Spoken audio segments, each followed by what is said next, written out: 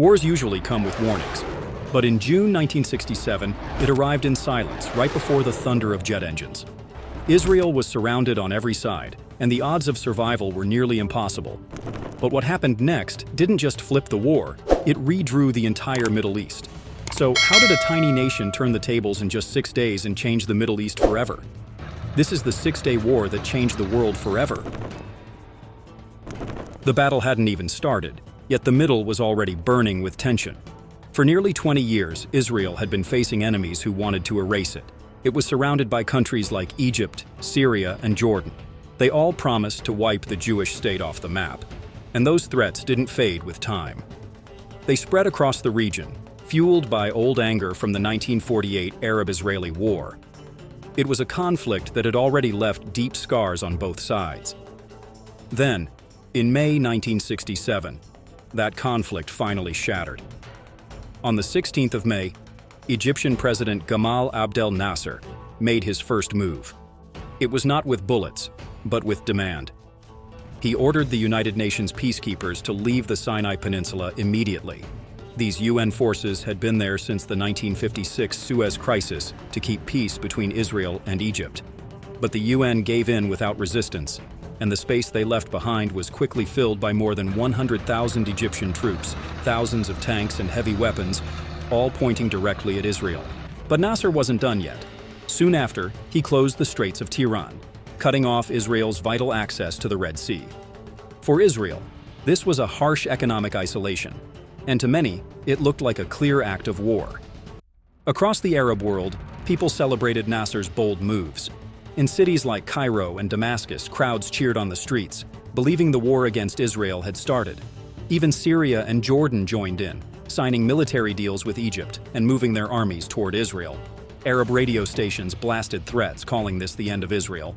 But Israel was on the verge of panic, because the country had less than 3 million people, surrounded on nearly every side, with nowhere to run. Fear gripped the country. People believed this was the end, and they started preparing for it. But while the world expected Israel to fold under the pressure, it was quietly planning something bold, something that would change everything. So, what exactly did they do?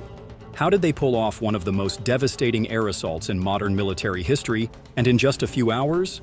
The sun just started to rise over the Mediterranean Sea. It all looked calm until at exactly 7:45 a.m. on June 5, 1967, Israeli fighter jets started slicing low over the waves. They flew so low over the water that enemy radar couldn't detect them. This surprise attack was called Operation Focus, and it became one of the deadliest and most precise airstrikes in modern history. In just 2 hours, Israel destroyed nearly 300 Egyptian aircraft, with most of them still sitting hopelessly on the ground. They bombed the runways first, trapping the planes on the ground, just as planned. Then they circled back, taking out the control tower, radar systems, and hangars. So, by the time Egypt realized what was happening, their air force, which was once called the strongest in the Arab world, was now almost gone. But it wasn't only Egypt, because after a while, Israel launched similar strikes against Syria, Jordan, and Iraq's air forces.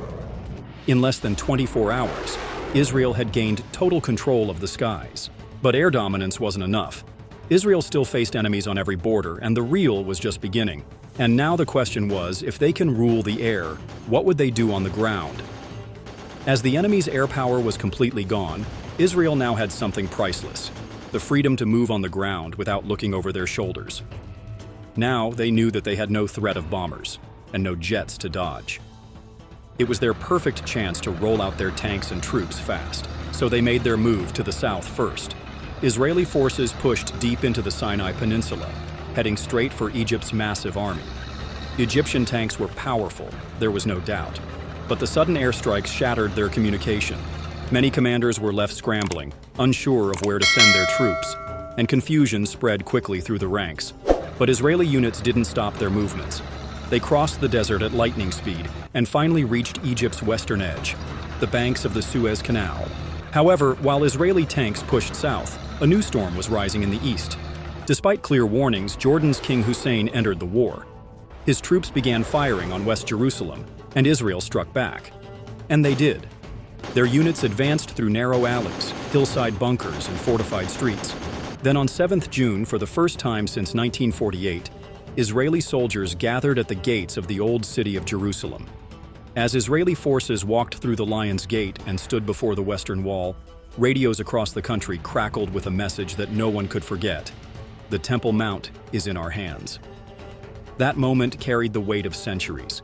After nearly 2,000 years, Jewish soldiers faced the heart of Jerusalem, a city that had been at the core of Jewish longing, identity, and faith for generations. But while Jerusalem was being reclaimed, another battle was already underway.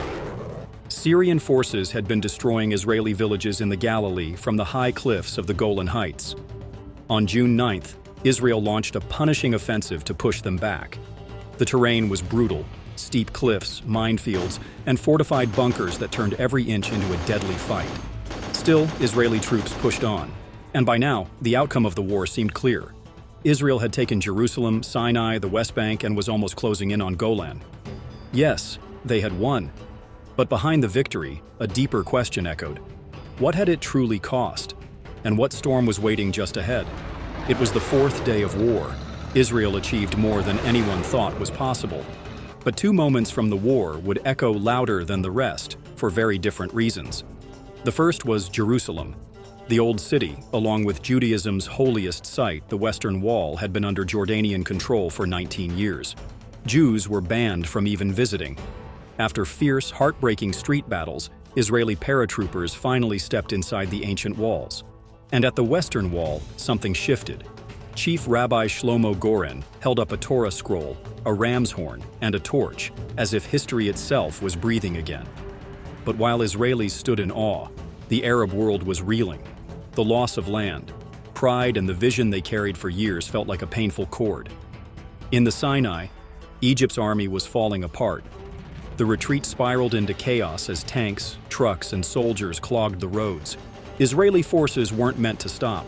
They targeted and sealed off every key exit route, not leaving a single way to escape for their enemies. But while some saw their dreams reborn, others watched their collapse in real time. By June 8th, Israel had full control of the Sinai Peninsula, a stretch of land even larger than Israel. Egypt's army was in a worse freefall. Thousands of soldiers were killed, captured, or running through the desert in every direction to survive. Back in Cairo, the news hit like a shockwave. President Nasser went on national television and announced his resignation. But the people begged him to stay. He took his words back, but the truth didn't change. Egypt had lost everything. The war kept moving fast, and just 2 days later, it was over. On 10th June, the United Nations stepped in with a ceasefire, but the real damage was already done. Around the world, people were still trying to understand what had just happened. The loss for Arab nations was massive. More than 15,000 soldiers were killed, and dozens of bases were left in ruins. On the other side, Israel had lost barely 1,000. There were moments of pride, yet behind the noise were quiet streets, torn homes, and families still trying to make sense of their loss. The newly captured land was a home to over 1 million Palestinians. In the days that followed, anger began to rise. Some held on to hope for peace, but for many, sorrow turned into the beginning of a new resistance. The United Nations called on Israel to return the captured lands, but nothing truly changed. The borders stayed frozen, just where the war had left them. And over time, the hope of going back slowly disappeared into silence. Jerusalem remained at the middle of it all, feared, claimed, and fought over, yet it was never close to peace. The war lasted just 6 days, but what it left behind still echoes to this day. What do you think? Did the war bring peace, or did it spark the problems we still live with today? Tell us in the comments. And if this video gave you a new perspective, don't forget to like, share, and subscribe.